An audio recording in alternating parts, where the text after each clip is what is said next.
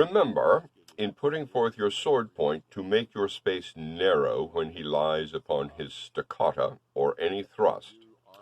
You must hold the handle thereof as it were along your hand, resting the pommel thereof in the hollow part of the middle of the heel of your hand toward the wrist, and the former part of the handle must be held between the forefinger and thumb, without the middle joint of the forefinger towards the top thereof, holding that finger somewhat straight out, gripping round the handle with your other 3 fingers, and laying your thumb straight towards his, the better to be able to perform this action perfectly. For if you grip your handle close out thwart in your hand, then you cannot lay your point straight upon his to make your space narrow, but as your point will still lie too wide to do the same in due time, and this is the best way to hold your sword in all kinds of variable fight. But upon your guardant or open fight, then holding it with full gripping it in your hand, and not laying your thumb along the handle as some use, then shall you never be able to strongly to ward a strong blow. Brief Instructions upon My Paradoxes of Defense by George Silver, Chapter 8, Section 28. Greetings, fencers of the interwebs. My name is William Kilmer. My pronouns are he, him, and his. And I train with Worcester Historical Swordsmanship at the Worcester Fencing Club in Worcester, Massachusetts, the United States. I have been studying the works of George Silver for about 3 years. Do you have a moment to talk about the true fight of George Silver?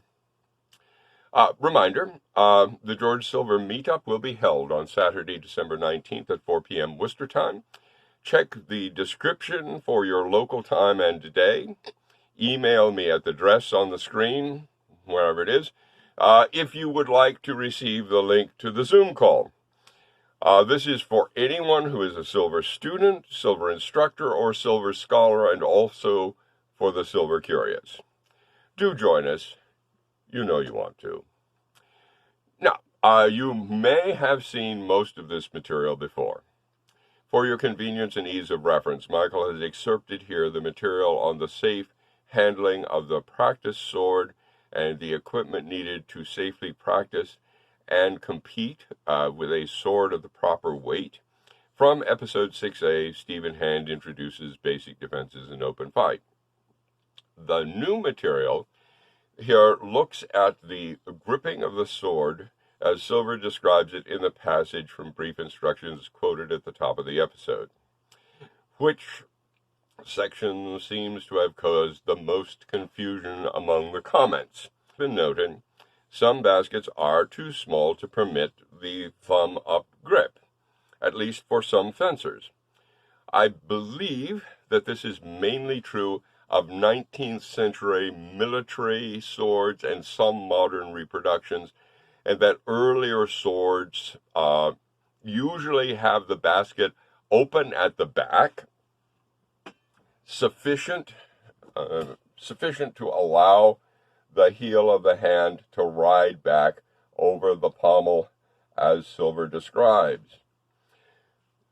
But I will leave that question to those who have better access to originals from different periods. Please let me know in the comments what you think, especially if you have access to original swords from the 16th and early 17th centuries. Clearly, Silver anticipated that his reader would likely have enough room to do what he told them to do. So, with no further ado, here is the safety equipment and sword handling presentation. Basically, for a sword of the weight that Silver wants you to use, you will want to gear up as you would for a long sword. A good quality fencing mask or fencing helmet in good repair is essential. If you use a fencing mask, you want to have back of the head protection that also covers the back of your neck. These are not good target in any tournament of which I am aware, but accidents happen. Fencing masks are disposable and should be replaced on the same schedule that a sailor shortens sail. Do it the first time you think of it. A fencing jacket should be 350 newtons or better. I understand some tournaments are now requiring more. This is mainly protection against a broken blade. When selecting a jacket, remember that you have to defend your equipment as much as you defend your body. How much padding you want depends on whether you are more interested in defending a larger target and avoiding the inevitable bruises, or if you are comfortable with collecting some bruises but want to make your silhouette as compact as possible. I use a lighter jacket than Michael does. I don't know if you can see how much heavier the padding on Michael's jacket is than on mine, but then again, I have an interesting relationship with pain, and I find it really annoying when my gear is hit, but the strike or thrust would have missed my body. So, there's that. Michael's jacket and mine are both from Spez, but there are a number of good makers out there. Look around, see what other people in your club are wearing and how they like it. Tournaments in my area generally require fencing pants or knickers that are 350 newtons or better. The knickers should cover you at least to the knee, although in club or daily practice, many of us often opt for athletic pants. Whether you wear athletic pants or neutered rated fencing pants for your workout, do wear your cup and or your chest protector as is anatomically appropriate for you. You may not be glad often, but oh you kid. Also, under your jacket, if you use this style, or perhaps over your jacket if you use one like this one, which is Michael's, you should be wearing a gorget to give you extra protection at the throat. If a blade slips up under the bib of the mask, or just in case you get a good shot to the throat. It will eventually happen, and you will be glad that you have your gorget on. If you are wearing knickers, do make sure that your stockings are long enough that you are not constantly dealing with a gap between stocking top and the bottom of your knickers. In tournament play in my area, the rule is expose no flesh, because burrs on the blade will tear into you if they meet any bare skin. Personally, being unreasonably tall, I have given up on stockings altogether and just slap a pair of leg warmers on over my athletic socks, because they come more than halfway up my thigh and they will stay put. With your washable kit, you will want to wash it in cold water, gentle cycle, no bleach, and line dry. Allow at least 2 days before you need the kit for it to dry, if that's at all possible. Otherwise, it's kind of clammy. Pretty much all tournaments around here also require hard protection from knee to ankle. Once again, we often leave these off for club play or daily practice, but you should be sure and wear them enough that you are completely comfortable with them. There are a lot of styles out there. These are knee and shin guards such as are worn by baseball catchers here in the United States, and I like them better than anything else I have tried. After a couple of minutes, I forget that I have them on.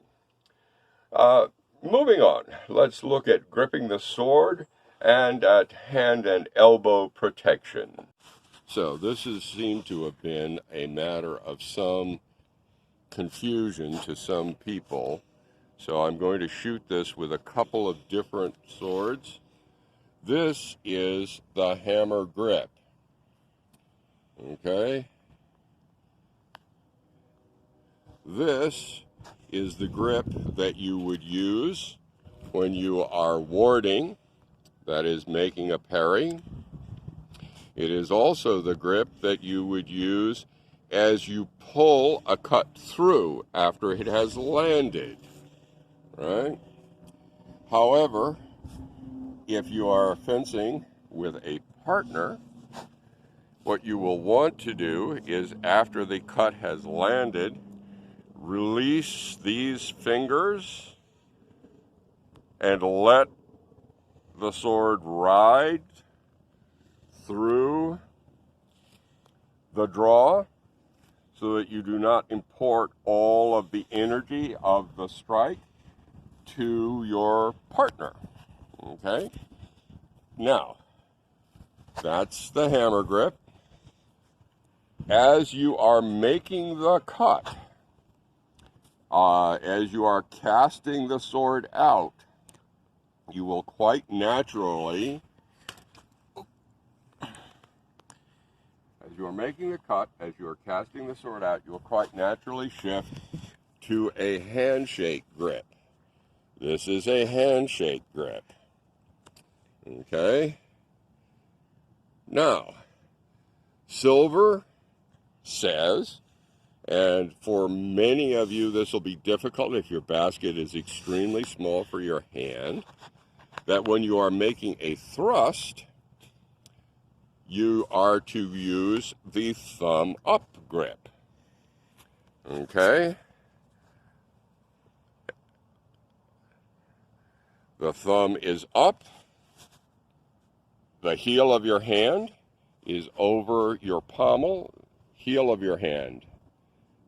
You're looking at the thumb. Heel of the hand. I don't know what that is.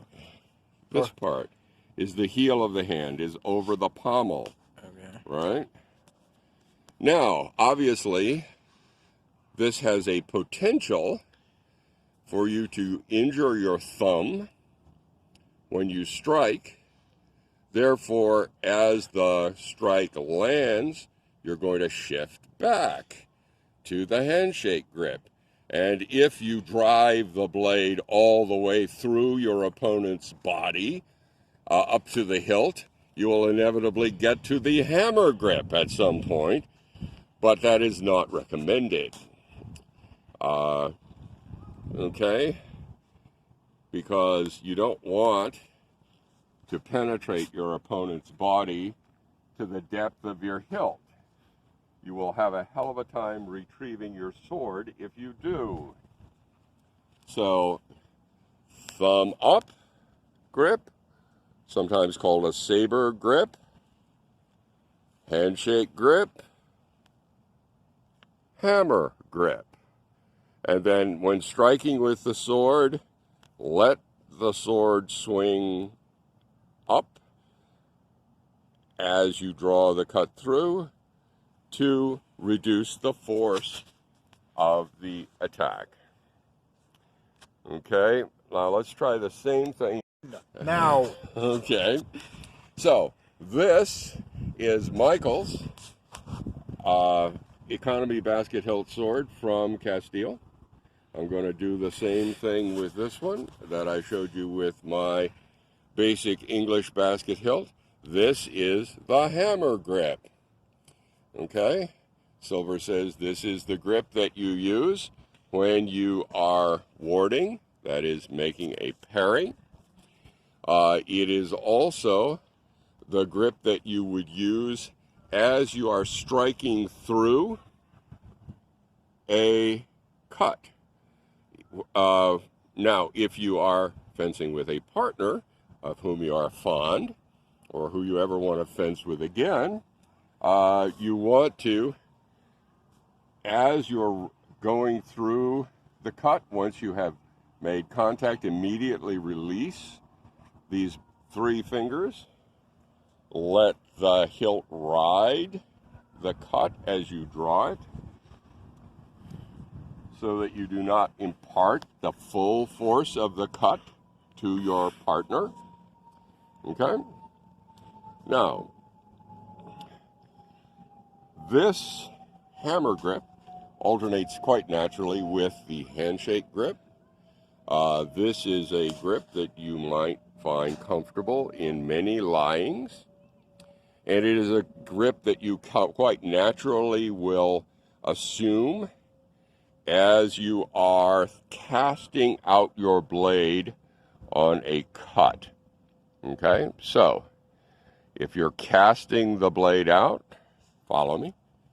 If you're casting the blade out, you might start the cut in a hammer grip, but as the blade is thrown forward, you shift quite naturally to the handshake grip, and then as you strike, you cut through and you release the fingers to reduce the force of the impact. Now, Silver also recommends a thumb up grip like this when you are thrusting. All right, you'll see that my heel of my hand is out over my pommel. The back of my hand is out over the back of the basket. All right, this gives you a little more reach, and it allows you to bring the point online with good structure in the thrust. Okay. Now, obviously, as you make contact in a thrust, you will want to slip that down, otherwise you'll jam your thumb. And so you come quite naturally into a handshake grip. And if you thrust forward to drive your blade entirely through your opponent's body, you will quite naturally end up in a hammer grip. I will just note that this is not recommended by any master of whom I'm aware. Driving your blade entirely through your opponent's body means that you can't get it back, which is not a good thing. All right? You want to go in 8-10 inches. That's perfectly adequate for any practical purpose. You will not do more damage to your opponent by driving it in any farther. Okay? And once again, if you're working with a practice partner, you're going to, after the thrust has struck, allow your arm and hand to relax so that you're imparting just enough force to allow your opponent to know that they have been touched, but not so much as to rupture internal organs or anything. Okay? So, hammer grip, handshake grip, thumb up grip. Your hand is alive in the basket. It moves around. That's what's normal for the system. You want to work with a glove that allows you to do that. That usually is a very thin glove on the fingers with some padding at the back of the hand, or put a demi-gauntlet over the back of the hand to give it a little extra protection. Okay, that covers that. And a bracer over his forearm together with an elbow guard. If you could lift your arm just a little higher and bring it in so we can see the elbow guard there. Okay, this is highly recommended for any exercise or any free play in Silver's system using swords of the appropriate weight because the arm is targeted a lot. Here is another glove. This one is a little heavier in protection than the glove you saw before, but it's also a little tight inside the basket of many basket hilts. So you have to sort of get settled in there, and you don't have the free range of motion that Michael and I like inside the basket in order to do the different hand grips and just transition quickly from one to another. You will see here, if Michael would take the glove off, here is another slightly more protective bracer. Michael and I own these. We don't use them very much because they are a little heavier than we feel we need most of the time. Okay, here is what I use. This is a saber fencing coach's glove. I wear it with a demi-gauntlet over it, which you have doubtless seen in a lot of our shots, and also with the hard shell elbow protection. Basically, you're gearing pretty much as you would for a long sword if you're gearing for silver's weapons of an appropriate weight. That would include mask, back of the head protection, gorget, cup, and unless you're doing a not too competitive free play, you might want to put something on your legs from knee to ankle as well. A word more about gloves and basket hilts. I am recommending a relatively light glove for silver to keep the hand alive in the basket and on the grip. This with a bracer on the forearm, an elbow cup, and if needed or desired, a demi-gauntlet over the back of the hand and the wrist. This is not sufficient protection if you do not have a basket hilt. If you are using a stirrup hilt or a 3-bar hilt or any other type of less protective hilt with swords of the proper weight, you are going to have to sacrifice some freedom of hand movement to keep your hands safe. Otherwise, there will be blood on the floor, soon or late. I hate when that happens.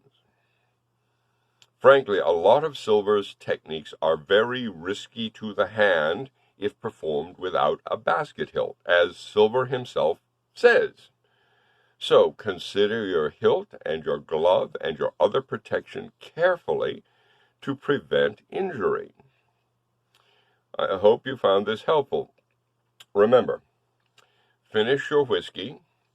There are sober children somewhere. We'll see you on the flip side, and I hope at the virtual silver meetup. This is the usual disclaimer. As most of you know, I've been studying the true fight of George Silver for about 3.5 years now. I am not an expert. I'm just a student trying to share the resources that I have found helpful and the conclusions that I have reached so far.